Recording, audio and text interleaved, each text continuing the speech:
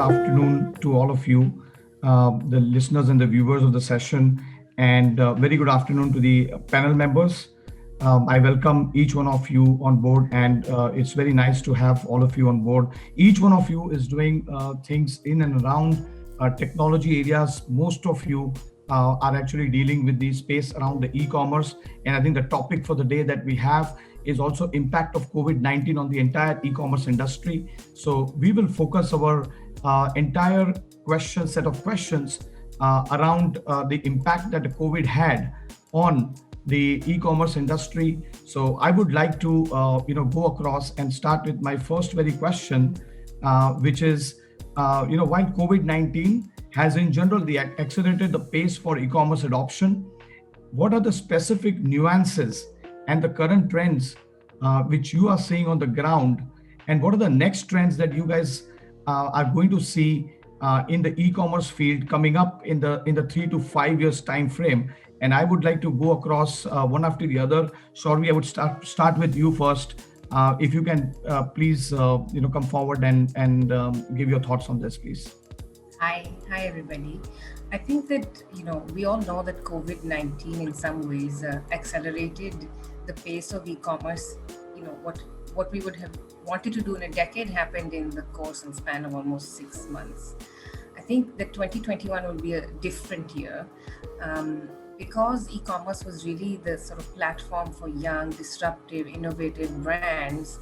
I think what we're starting to see now is that the larger sort of MNCs and large companies are also joining the same channel, right? Be it D2C itself or even advertising on digital channels. So that basically, when everybody starts to do the same thing, then you have to say, what am I going to do to innovate next? And I think innovation and thinking ahead is always what smaller companies can do faster. So I think 2021 is going to be about us thinking on our feet and being agile as always and saying, okay, what's coming next and how can we stay ahead of the curve? E-commerce is definitely going to have lots of exciting things happen. I think what we are all seeing is that there is infrastructure on the back end scaling up to support all businesses, large and small, right? So from the logistics, from the inventory and warehousing to the whole ecosystem is now being built. And 2021 is going to be an extremely interesting year. Very, very excited. At the same time, I would say that what it means for small companies is you have to think on your feet all over again. Sure. Thank you. Can we go across to Mansi? Yes, hi. Those are not speaking, you want to mute, please? Sure. Kartik, do you want to just repeat your question? Yeah. So what I said is, while COVID-19 has in general accelerated the pace for e-commerce adoption across various sets of users, there are some key nuances and current trends that you guys being very close to these trends in the market. What are those key nuances and trends that you're seeing? And what are the next trends that you are likely to see in next 3 to 5 years time frame coming up? Right. I'm going to give you a couple of studies that were done during 2020. If you read the Bain report, it says that the way the consumer is behaving today, with trust being at the epicenter, and if it was a triangle, the trust would be at the epicenter, and there would be the three vertices would be community and connect, curation and convenience. So these three are going to form very, very important pillars of how a consumer is going to buy. They went on to say that 75% of the people who bought on e-commerce, they bought from someone they knew. So therefore, the role of the role of digital, and I come from a media space, so the role of digital, the role of social will have to mirror that sentiment and thought. If we look at a couple of key trends, and I would say it in terms of hashtags because that's the business I come from. If you see the kind of hashtags that were trending, it was consumer sentiment. People are buying out of sentiment. So you got the vocal for local, you got the Atmanirbhar Bharat, you got phygital, because today, no matter how good a company you are, if you're not adopting digital, whether it was your local kirana stores or the or the small businesses, if you're not digital, the consumer did not know how to exchange money with you, and I think that was a very, very key metrics. The other one was also social together.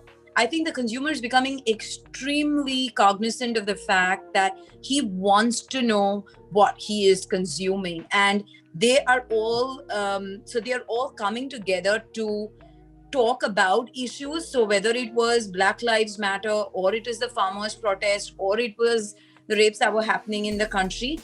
And the last one would be conservation and sustainability, because the consumer wants to know where his product is coming. If a company is giving him convenience at the cost of being a while not being a sustainable option, I think the consumers are definitely resisting. So I think there were a couple of key sentiments that emerged, and I think these were a few of them. So I think if I were to summarize it, Mansi, what I understood from you is that socially being together and being as a community is what is one of the top trend that is emerging. Absolutely. For the future. So Abhinav, I would like to go over to you, to understand your perspective. Sure. Thank you, Kartik, and thank you, everyone. Good to meet you, and hello to everyone who is listening to us on various platforms. I do believe what Shauravi and Mansi said is absolutely right. On the other note, I also see that how these people are consuming the content, and video has emerged as one of the key areas where, how you want to put your content, how you want to give it to the others in one way or another. So huge opportunity has arisen in terms of how this content is being consumed. We have seen that e-commerce is now slowly going towards v-commerce, which is video engaged commerce. Platforms like Flipkart, to give an example, Myntra, they are opening up alleys in terms of how this video content on their platform can actually turn a visit to a conversion. So e-commerce has really got a new stuff coming into their platform ecosystem. And not just that, there is a huge potential for platform players like us to also see that how we can engage with these large names or big names, not just in India, across the globe, to see video as a currency as the future in e-commerce. That's the input from my side, Kartik. Sure. And I would go across to now the three of the other panel members. Each of them are running their own very, very niche segments and platforms around either consumer goods or usables, including the food products. And I think it is very important to have each one of them, their perspectives too. Chinu, over to you, please. Yeah, hi. So I think, it's all about, yes, video content. That is going to be the key, but also the way the consumer, the kind of demand has changed. It's no more a very, at least for this year, we don't see very, in terms of jewelry or even in terms of clothing and all that, we don't see very heavy pieces being sold. We look at the demand to be more comfy, more sustainable. That's one word which people have started realizing, that, they don't want to do things, they want to be conscious. So, we have understood the value of being conscious. So sustainability is coming, and also a very lighter style, which just makes them happy. It's no more about those heavy jewelry and heavy outfits. It's more of comfort. And that is something which has taken a huge turn, which was never there. I personally know of many people where, in terms of comforts, they would hardly have like maybe a 10 or a 12 outfits, but now they would have much more, because most of the time they're sitting in their comfortable clothes. And it's also about taking care of yourself. That is one change that we are seeing. So personal care is going really high. That's a new trend which was always there, but now the penetration has gone really high on that. So Chinu, in the space that you operate in, which is largely a jewelry space, a customized jewelry space, what are the kind of trends that you are seeing? We always had the expensive jewelry space, which was one segment. And now, of course, people working from home and people working from anywhere, and maybe distancing more from the physical world. Are there some specific change in the tastes of the end consumer that you're seeing? Definitely. So, firstly, we're not into customized, we're into retailing. Yes, there's a huge change. So now it's more about delicate jewelry because the outfits have become more comfy. So it's all about delicate. In fact, during the entire COVID, we changed the entire collection. We got into things like something that I'm wearing, something that's visible on the webinar. And we understood that people need delicate things to wear every day because now they're not going out in the evenings. So they are they are dressing up just in the day. So they needed more of day jewelry. That was a big change that happened. Sure. So thank you. Aditi, over to you.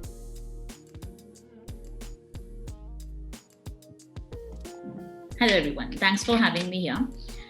So like Shauravi said, what has happened in e-commerce in a few months is something that would have happened in a few years. So I totally agree where revenues for most websites have really taken a hike. But what I'm amazed at, what I'm very happy about is that on e-commerce, I feel there was initially a price-based model and now it's going more for a discovery-led model. Initially, you would have had to go to a mall, or if I wanted to buy a pair of socks, I would go on Amazon or Flipkart. Now I probably go on my Instagram to see who are these younger startups who have a very interesting product, a very quirky product. And I think that's fabulous because it ties in with this entire entrepreneurship theme, which I think all of us are always trying to promote in our businesses, that there is a young startup out there making something really nice and fabulous, and he doesn't have to be at the mercy of a big giant to be able to list your product in either a mall-based shop or on one of these e-giants. You just have to use the digital medium. Second thing I think will be very interesting is the one size fits all approach doesn't exist. There's a lot of customization you have to keep doing because it's a lot of experience-led things. To give you an example, we at the Baker's Dozen are known for the sourdoughs and how difficult it is to make one, and it's handmade and it's very difficult to make at home, so you come to us and buy. But what happened during the pandemic is because you can't go out to restaurants and eat, you want to be able to curate that meal for yourself at home. And we found this premix category quite interesting at that point, where can you not have the skill sets of a baker, but whip up a nice cake quickly just for a happy meal. And to quickly move into understanding what the customer wants. Like Chinu said, they moved from heavy jewelry to lighter jewelry. I really liked what she said, Zoom-friendly jewelry. I think that's a very interesting way of looking at it, because these are the things that keep coming up. So quickly adapting to what a customer needs and making a specific product for them. Sure. And in terms of the health needs or specific changing tastes of the consumer, and you also somewhere are involved in changing and helping them go into more of a healthy diet in terms of bread. So what is that you're seeing on that front, Aditi? So two very interesting things happened with us. We saw a huge hike in sales in sourdough because until about a year ago, sourdough was this really premium product. Now suddenly everybody's talking about gut friendly and healthy and how they want to eat sourdough so that they can be healthier. If they get infected with COVID, they can fight that. That entire play happened. Second, about 2 years ago, we launched a special packaging called Thermoforming. This is your MAP technology, where basically your product is in an inert environment. So fresh product like bread, there is no oxygen in the pack, and hence the shelf life naturally increases. This is something we adapted in very early 2019, and it was very difficult to explain this to a customer. Why does your bread look as if it's in a box and not a pouch? And I remember getting a comment from someone during the pandemic saying, I love your packaging because I can soak it in a bucket of soap water and rub it. And if there's any COVID on it, it goes away. So I think innovation like that, which makes people feel that not only what they're eating is healthy, but also hygienic and it's good quality ingredients. Because you can't make everything at home. So you look for a processed food, but yet an authentic ingredient, healthy, hygienic, those sort of aspects. Over to Deep. Thank you, Aditi. Over to Deep. Good afternoon, everyone. A lot has been already said. There's little for me to cover. It's a great panel. Well, I'd say that in terms of trends that we witnessed, we are into intermittent menstrual hygiene products for women. The trend was that we saw a lot of new shoppers, and surprisingly, they came from tier 2, tier 3 towns, and many elderlies. So that was a very welcome trend, I'd say, and that I think in next few years is something which is going to stay. This is not going back. and hence all the brands, and this is also then on the same at the same time has given birth to a lot of newer brands which have come up with newer solutions. And I see that this in the next couple of years is going to change the way e-commerce has been, like what it was in 2010 to 15, 15 to 20. And I think between 20 to 22 will be a whole new game. So the new trend will be about newer, edgier brands, like Mansi mentioned. Shauravi is doing a great job in her work. Chinu, I don't know much, about jewelry right now, like you can see. But brands like these are here to stay, I'd say, is the next few years going to be. So overall, I think what I gather is that health products and the change towards that, or consciousness towards that, is one of the top key emerging things that the consumers are looking after. I come to my second question, and again I'll now reverse my order, and I'll start with Deep first. Tell me about your unique experiences, Deep, about the opportunities and challenges that you have faced during pandemic and the lockdown, and the newer problems that have suffered, and how have you incorporated the value addition on a long-term basis in your offerings? Well, I think we lived COVID in two parts, like one was March, April, May, which was absolute standstill.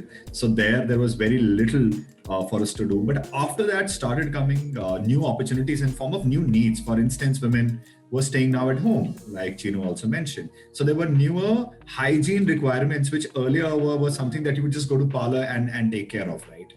What we did is we then made a list of some of these and came up with solutions that will help you, take care of yourselves at home. So, there were razors that we came up with, face razors and bikini razors and stuff like that. There were toilet deodorizers and disinfectants that we came up with to ensure that if at all you're stepping out, you're absolutely safe. And so those were opportunities, honestly. Challenges, logistics. I think overall, cost became a massive challenge. Transportation is a challenge. Material, labor, all of those continue to happen. And what we did to de-risk now is we've tried to take care of some of these warehousing outside Delhi ourselves, so that our dependence on the marketplace's warehouse, which is now clogged because newer brands then come in, they are also chock-a-block with their stock. So we've de-risked ourselves by just replicating our warehouses to ensure that we are there, just in time. If we have to deliver, we're able to deliver. Sure, thank you. So Aditi, over to you with the same question. So since we're essential service providers, the demand for us was never a problem. Other than Janta curfew, the Bakers Dozen has been operational throughout the pandemic, even the first couple of lockdowns, which were extremely stringent. The challenge was in supply chain. Actually, I think it was the first time in the past few years where supply chain became the most integral department of the company.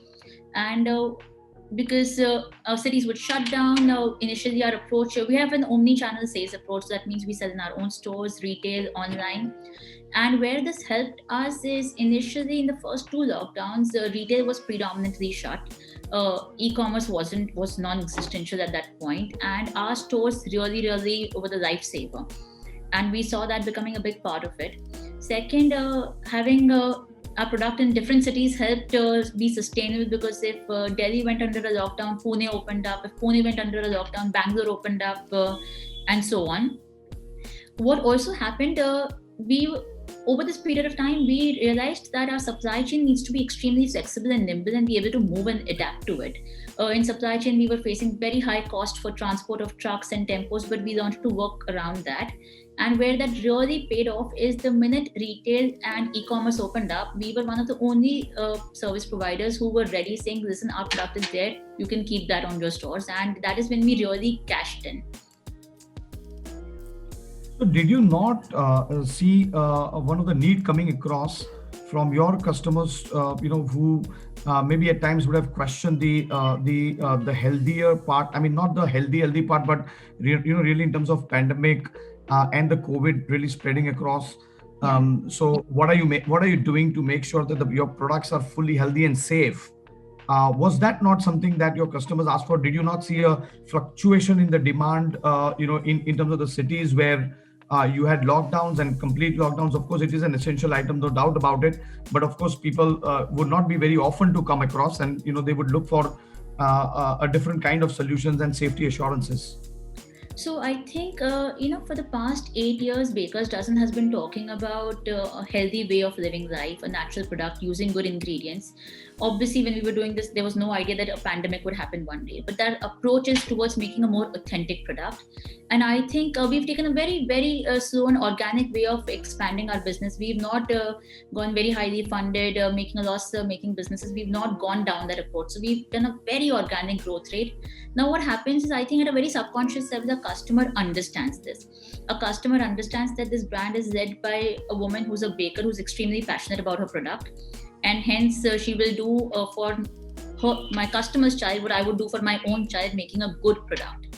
And like I mentioned earlier, the packaging innovation, we worked on the packaging innovation 2 years before the pandemic happened. Obviously, not keeping the pandemic in mind, the whole idea was just to do more innovation and make a better quality product, even in terms of packaging and storing it.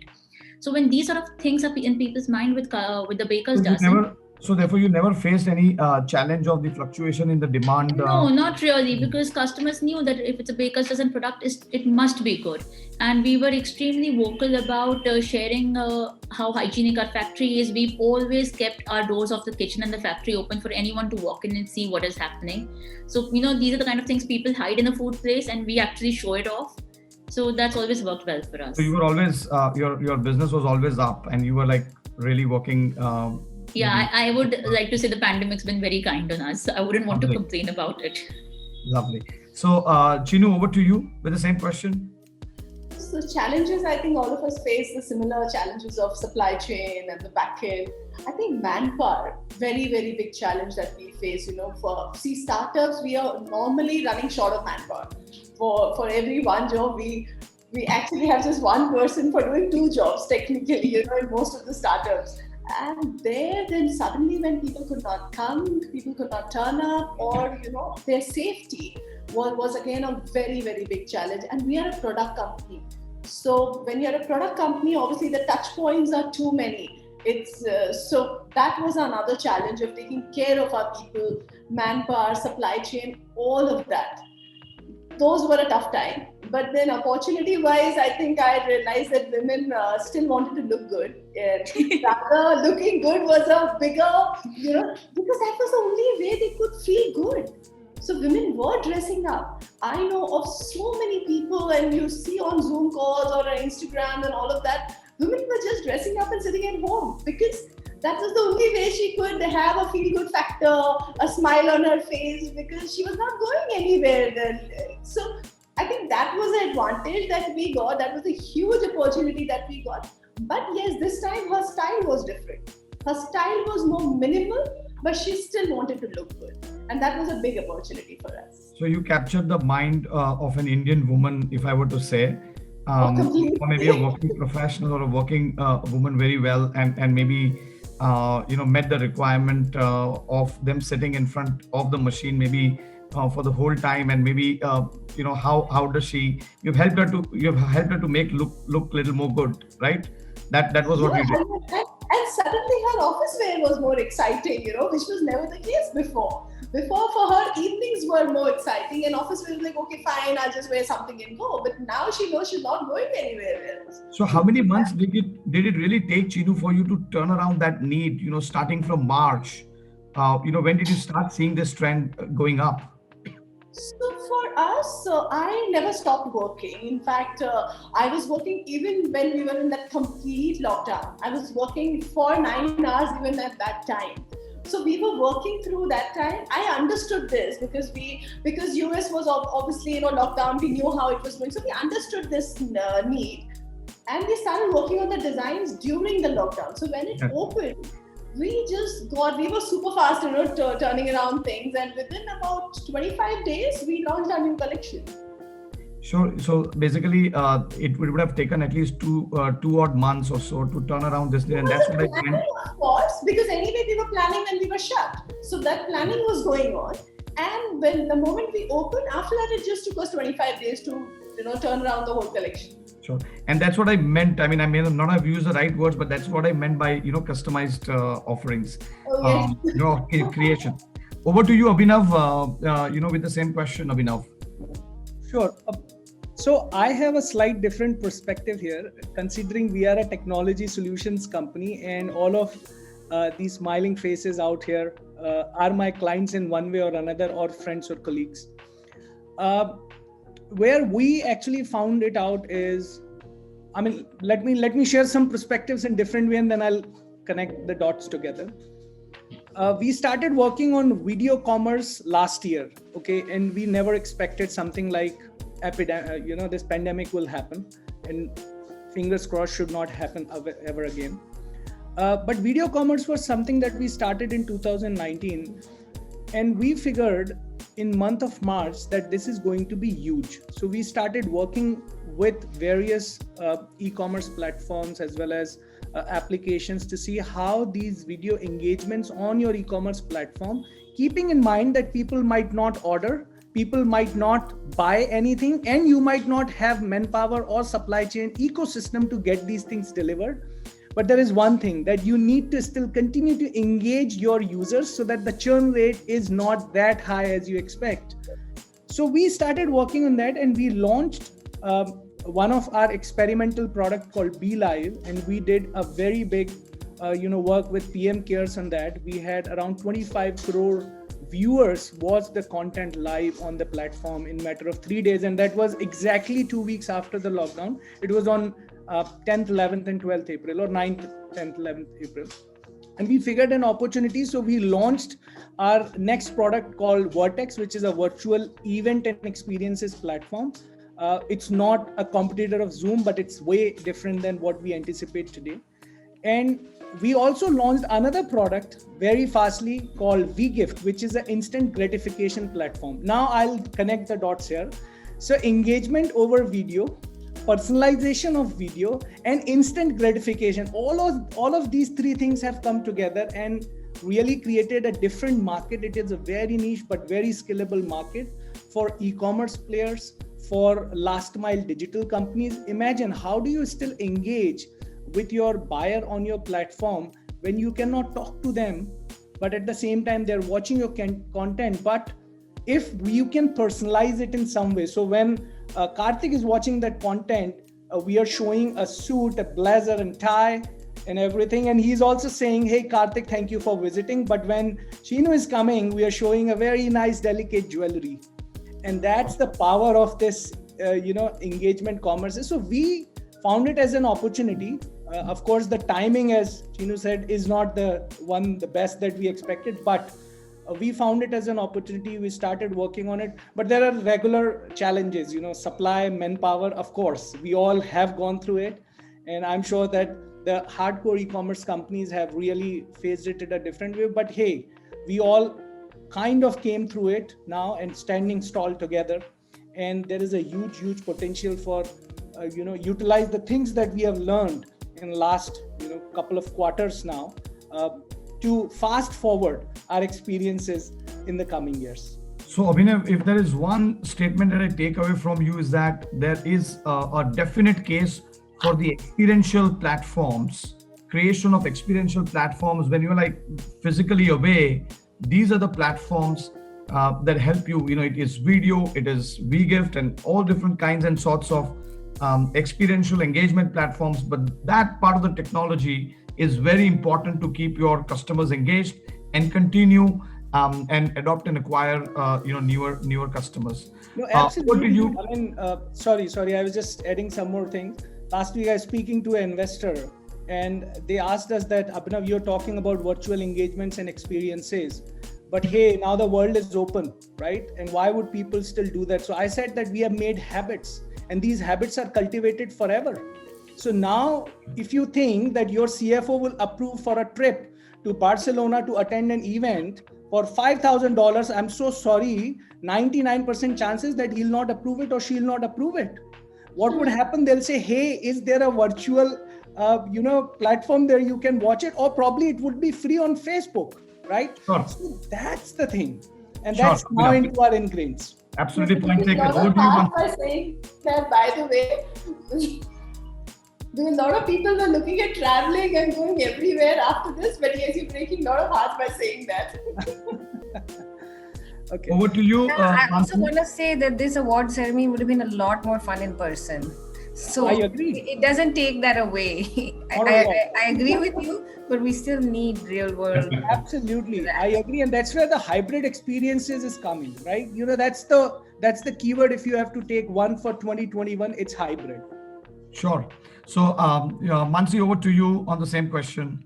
Right. I'm surprised that nobody has mentioned the biggest challenge of COVID was having no staff. So I don't know why nobody's talking about the bartans and the jhadu pochas that we all did, because that was like one of my biggest challenges, and online schooling and all of that. But guys, jokes aside, I think one of the biggest advantages that work for a digital platform like ours was that COVID bridged what we were trying to do for a while, explaining companies that digital is the way to go.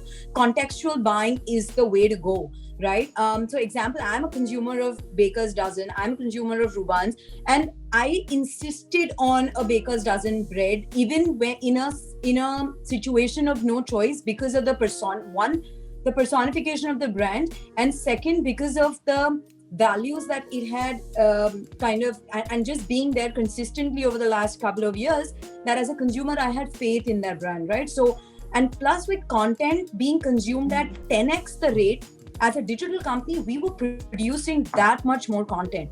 What was our consumer searching for? Our consumer was searching on education.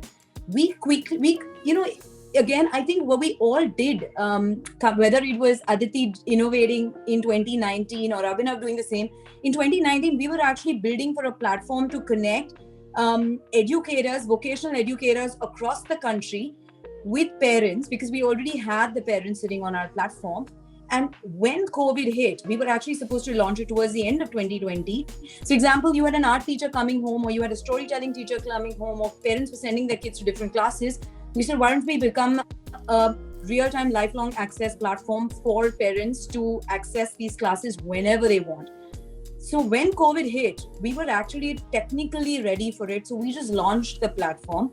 For us, it was the biggest blessing, because something that would have actually taken me 2 years and a couple of $100,000 to explain a parent kaise Zoom class karna hai, suddenly became like the best thing ever, because he was ready to be on a platform, consume real-time content, right? So that was one. What was again a very big challenge, and I can speak from a digital perspective, was we had 1 million broadcasters. So guards dropped. Like Aditi said, you can walk into my office or my shop and see how we're manufacturing, right? You had real creators. So for us, that was a very big challenge, because today everybody with a camera phone is a creator, right? Everybody almost felt like they can, even if you're sitting at home, and TikTok was such a rage back in April, May, right? But authenticity of the content was a big issue. So that's where we had to again step in. So I say the broadcast self-economy was very, very strong in COVID, and that did impact a lot of publishers like ourselves. The third I would say was speaking on contextual advertising, right? So earlier you would say that, okay, I bought a menstrual cup from Sirona, that's great. But now people want to know, how do you use it? Is Mansi using it? Great, I should buy it. You had advocates. You have to advertise. You have to communicate your brand in a contextual fashion. That lends so much more challenges to Aditi, who needs to tell people how to use the premix, or for Deep on how to use the menstrual cup, or for Rubans to say, okay, accessorize it like this for your Zoom call. You have to give the context of this is Zoom friendly fashion accessory. So I think contextual communication became very, very key. So I think besides the former two, which are now addressed, I think the latter 3 or 4 are going to be something that we will all have to take away for 2021. Sure. Over to Shauravi. I just relived 2019, and I mean, like Deep said last time, right? Everybody is pretty much encapsulated the year. I think if I were to say it taught us, 2020 last year taught us that cash is vanity, profit is sanity, revenue is vanity, cash is profit is sanity, and cash is reality. Yeah, literally at the end of the day, it came down to cash.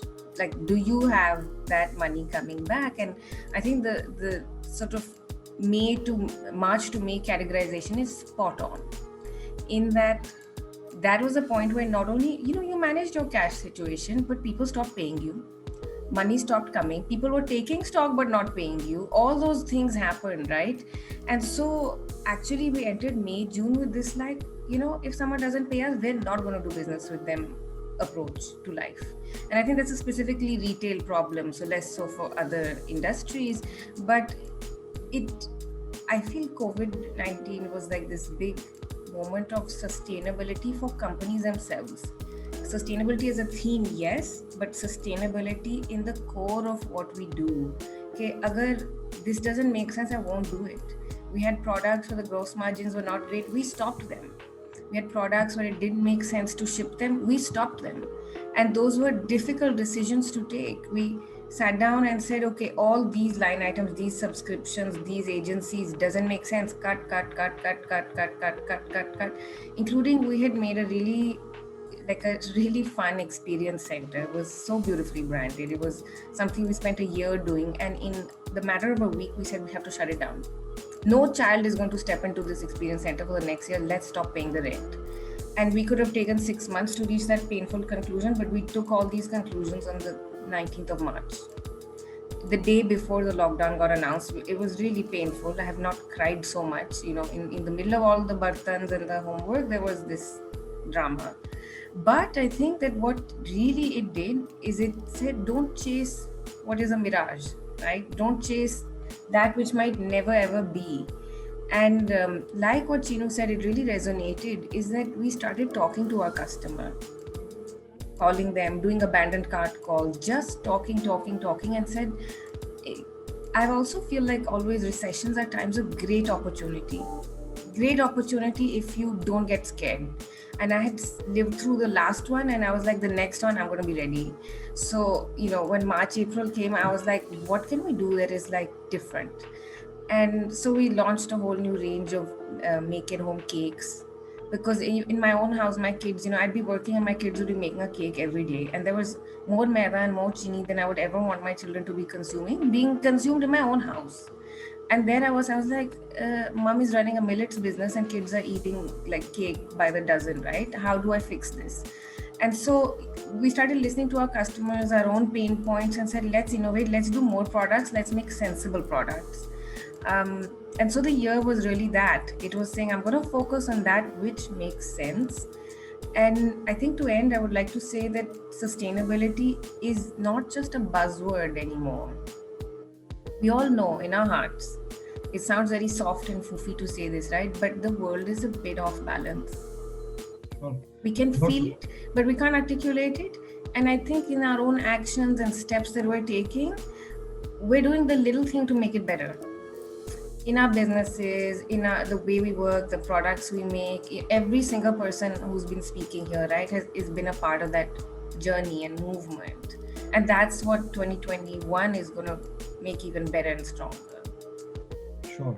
So I think this conversation overall is very helpful and insightful.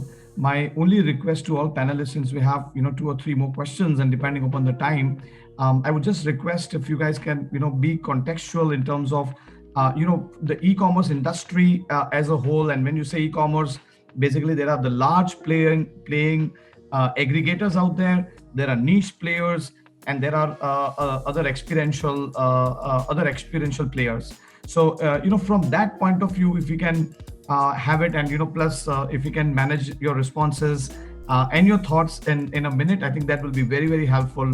From that perspective, because there are another 2 or 3 very important points that we need to discuss. So I come to my the third important point. E-commerce often is referred to as an aggregating set of players which are of aggregating nature, and the value addition is seen by way of bringing the sheer scale and volumes. Is there any scope for niche differentiation, and therefore is there a place for someone who offers differentiation to the top and the mid end of the strata? The size of the aggregation does not matter. So can there be some amount of differentiation at the top and mid end of the the top and the mid end of the market strata, and what are the other avenues of value creation that each one of you see, for the niche players or for the newer entrants with the players. I'll start with Shauravi first. I think there's definitely room, and I think that growth is concurrent with disposable incomes rising, right? So you have to believe, and we can see that curve. You see that journey in China.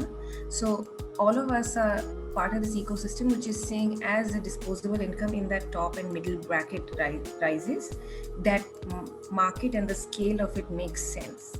Having said that, I think that for anyone doing what you would call a niche business, and it's a very Indian thing to call it a niche business, because I keep saying, oh, look at the USA, a niche business there is $200 million on the first day, right? But so it's really a size disposable income quandary that in India now, if you want to launch in that space, you have to make sure that your average order value makes sense. If you're going to spend money to go and get that customer and acquire them, then you cannot have a one-time product of 200 rupees. That's not going to work. So you have to have, your cost of your ad to get them. And then you have to say, okay, what am I going to make from each customer? How are they going to be a long-time, multiple iteration consumer? If you have a product which is a one-time consumption product, I don't know, like a mattress, it better cost a lot, right? Whereas if you have a product that someone will buy again and again, then there's definitely a space to play.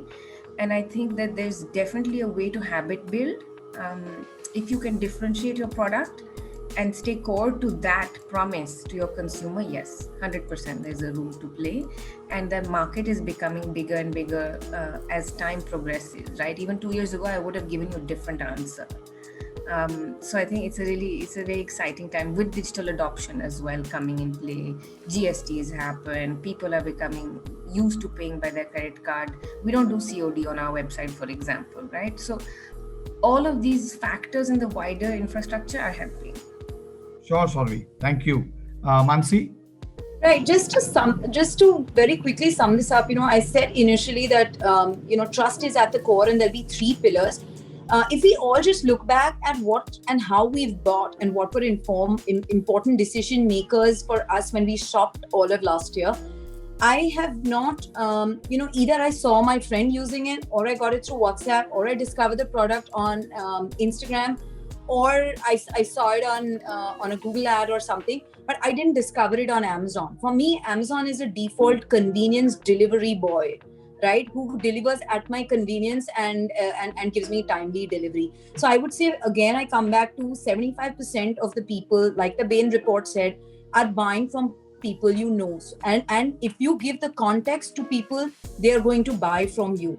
So those are the 2 most important things. I would say that brands, you need to treat Amazon as your delivery boy, and for discovery, there is the rest of the world. Like when we ask customers on Kidsstoppress that what's the reason that they come to Kidsstoppress, about 75% of our users say they come to us because they discover new products and services.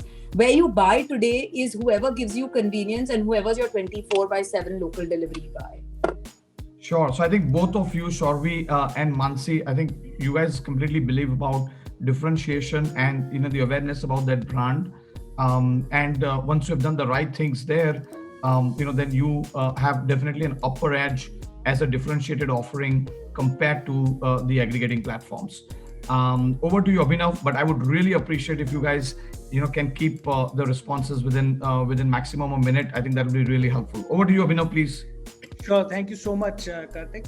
I want to actually talk about something different here as a value creation, which is actually slightly different as an e-commerce company. So Almond is my second venture. What we also learned here is that sometimes we are so focused into delivering one thing or making something happen that we actually lose the attention of other opportunities around us, which are actually either equal or even bigger sometimes. To give you an example, we started working on something called digital communities, okay? And we are on a platform of Business World, which has 40 plus digital communities altogether. But there is another term that we are working on, something called Internet of Communities. Now, let me give you an example. one customer of yours is actually a customer for many other things as well. Do we actually see them as a competition, or do we actually see them as a complement? That is something that I want to quickly highlight about. So Internet of Communities is something that you can think of how do you actually enable your customer to be your better customer, as well as a bigger customer for some other thing that you can also sell, resell, or create a collaboration with. So that's the keyword that I want to highlight here. That's something quite interesting, and probably something will add a lot more value to e-commerce companies this year and future. I'm sure, Internet of Communities, and there are various other types of Internet of, like we said, Internet of Things. There'll be several others kind of communities that will be helpful and will be the course of the day going forward. Over to you, Aditi, with the same question. So I'm just going to keep this really, really brief because I agree with a lot of points that have been brought up earlier. I feel all the discoverability would happen when you were walking in a mall or on your phone. And on your phone, when I said, it was predominantly with giants like Amazon. And what I really like is these days discoverability happens on your phone, but on these unique apps of Facebook and Instagram of very uniquely made products, small scale businesses, which to me is a wonderful thing, because the more we can promote growth of small scale businesses, it's wonderful. I really like what Abhinav said about the Internet of Communities. It is something that in the Bakers doesn't we intend to bring in a few months, where I have a customer who's I'm putting in a lot of effort to get this customer to me. And I know 10 other companies who would benefit from this. These companies are not my competitors. These are my ancillary products or a customer who would want products like these. And is there a way we can share this consumer? And whether it's customer knowledge, whether it's sharing of resources of acquiring a customer to improve that. So I feel there's a huge potential for younger companies to come together and bring about this change. Very well, point very well made, Aditi. Over to you, Deep. Well, I thought it was Chinu's turn. But I can go ahead. Yeah, please go ahead. Okay, no, I would say that, in terms of aggregation, the game has just started, and there'll be many niches that will be created, because today the customer is much more informed of what they need, so and this desire for options would give rise to many segment champions. For instance, you look at Nike for beauty, just for in the e-commerce parlance, if I were to say. For kids, there is First Cry, and obviously Mansi herself is doing a great job. So there will be many niches that will evolve. And I think the question here would be, if you're an e-commerce player, what else can you do than just pure aggregation? So is it the content? Is it the subscriptions? Is it, that is yet to be seen. So niches will be created definitely. Yeah. Over to you, Chinu. Yes, so when the question is that, is there a space for niche? We live in India. Fastest growing market, huge population. People who want to explore. This is a new thing. We want to explore more, see more, buy more, dress up more. There's so many things that we as Indians are doing right now. So if you can create a niche, now the challenge is to create the niche. Niche doesn't come from just a word niche. It comes from what is that different thing that you're doing? What is that ingredient, the product? How is it different from your competition? But if you're able to create the niche, India has a huge potential for any segment. Forget niche. Even if there's another 5 McDonald's comes to India, they'll still survive. So India has a huge niche. Huge market for every segment. Point very well made, Chinu. I will now, take one very important question. Which is about, if you really, think it very, very conceptually and maybe even philosophically, what you will see is that this term agility, versus legacy, these are the two sides of, I would say, not the same coin, but there are two sides. And all really, to be honest, is about the life cycle in which you are. When you start any company that you might think of in last 3 or 4 decades, or maybe even more, any of the companies that were started, when it started, it would have been really, really agile, discovered a need, built a business model around it, and then grown with size and scale and moved up the ladder. As you move up, you've got your own processes, etc., that come up, risks, so many processes that you learn with your kind of experiences, and you go about doing that. But as you do that, basically then there is a stage in the life cycle that you become less listening, you know less about things in the market, and there are those things, so listening to your clients and customers, I think that's most very, very important point. But it's also about life cycle.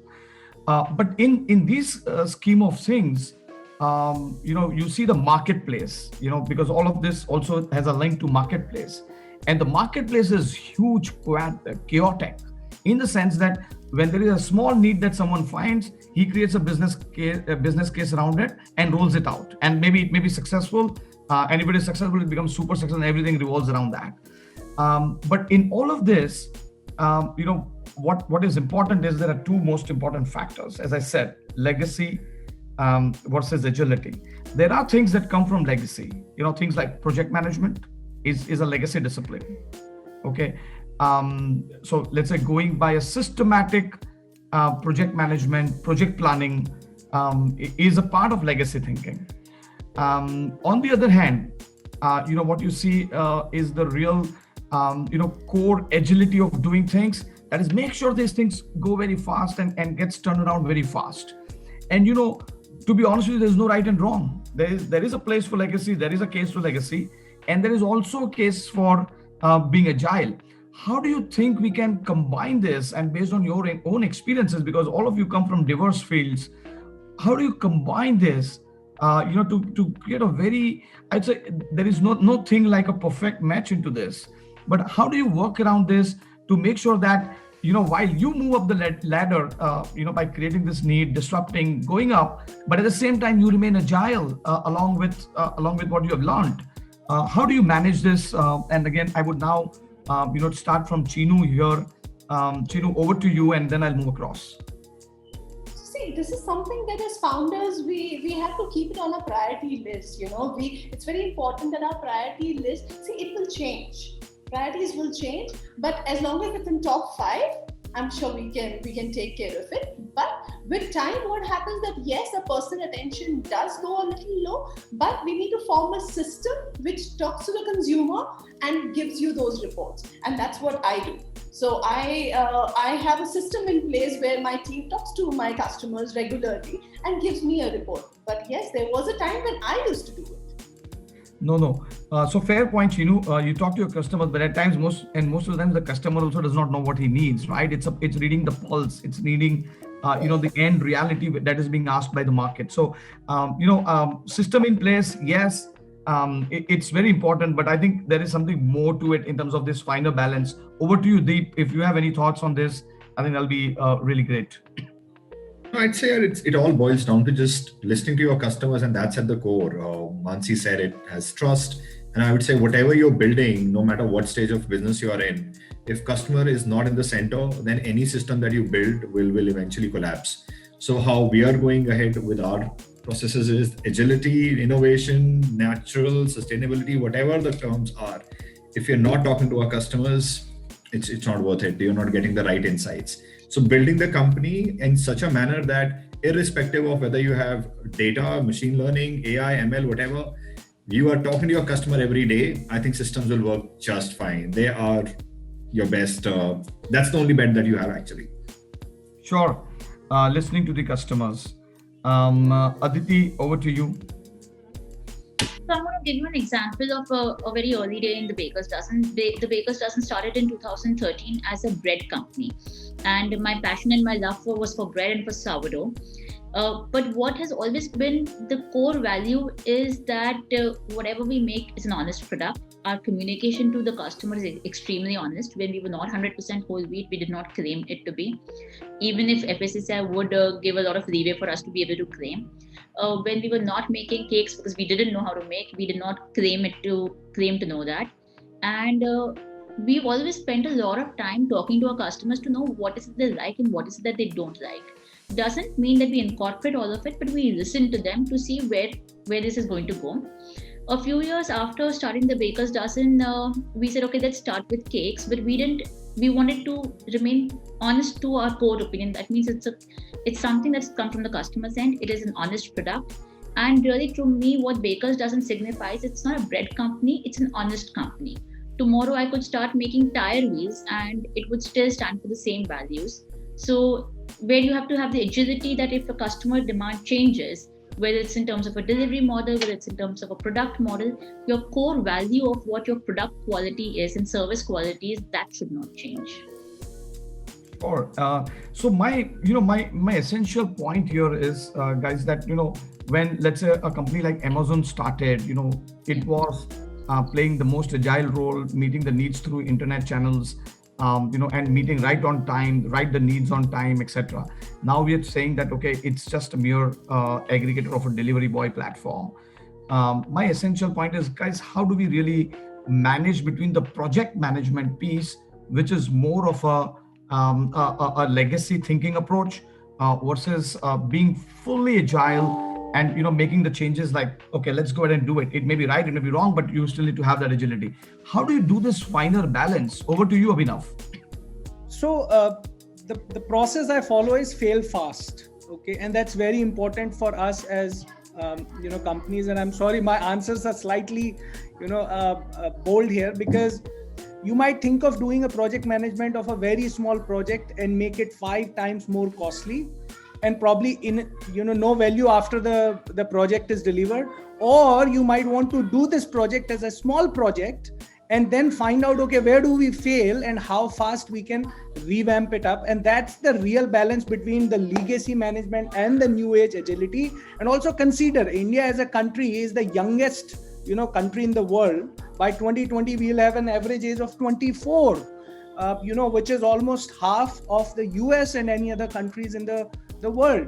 So that means we also need to understand that these new kids in the block do not take your orders at all.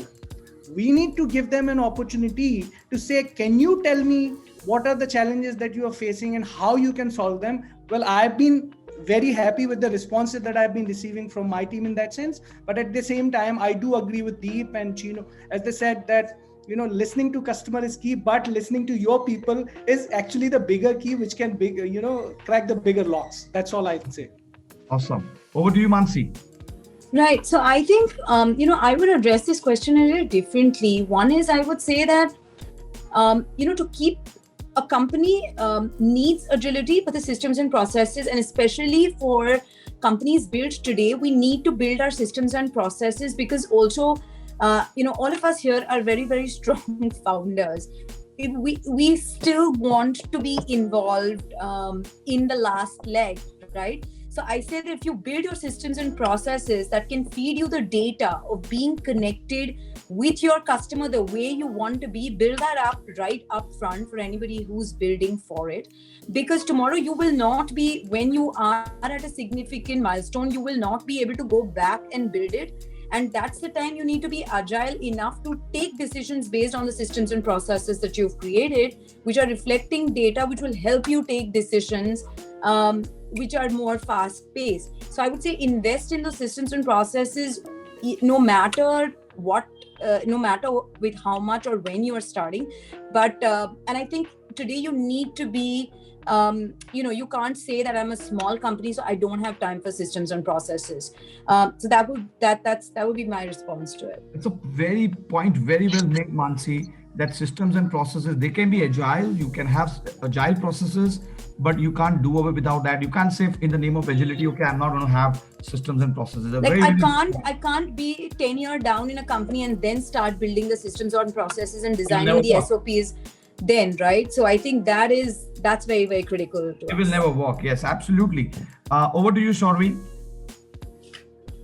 I think just to add to what everybody's already said, right? Process sets you free. We always think of, as young companies, that process actually holds you back, it's too difficult. I don't believe in that. I think doing things in an ad hoc manner never works. And young companies and legacy companies need to adopt process and it really frees you.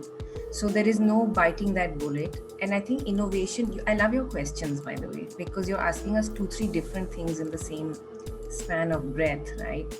To scale up, you need to adopt process efficiency. To encourage innovation is a wholly different field, and process gives you the ability to do that. But whether you adopt it or not, really, like everybody has said to you in some form or the other, you got to listen to your customer. And so, in March, April, May, some of what we did last year was everybody in the team had to do customer service calls, because before that we used to do events in different cities, and everybody would travel to those events within the team. And literally I was like, from the accounts person to the warehouse guy to everybody will listen into the customer service calls. Because if that thinking doesn't permeate every cell of your organization, you will not innovate and you will not fix the problem. So I just wanted to leave you with that. And the last thing is what someone shared with me, and it's stuck here. Focus is spelled N-O. Sure. So thanks, Shauravi. I think we're just about to wrap up the session. Just in a word or two, if you could summarize, what are the top trends in the e-commerce industry? What is it going to be? Is it going to be IoT? Is it going to be blockchain?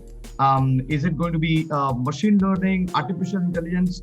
What is that you guys are seeing? Just one or two or three quick words. Just quick words. Over to you, Shauravi. Can we start with you very quickly? We're just running out of time. All those buzzwords I'm not sure about, IoT, machine learning, all of that, great. I really think at the end of the day, it's customer thinking. And that's going to be what differentiates small companies like ours are able to listen to the customer more than large companies. That's what will set us apart. That's the key. Lovely. Customer thinking. Abhinav. Simplified user experiences. Simplify user experiences. Aditi.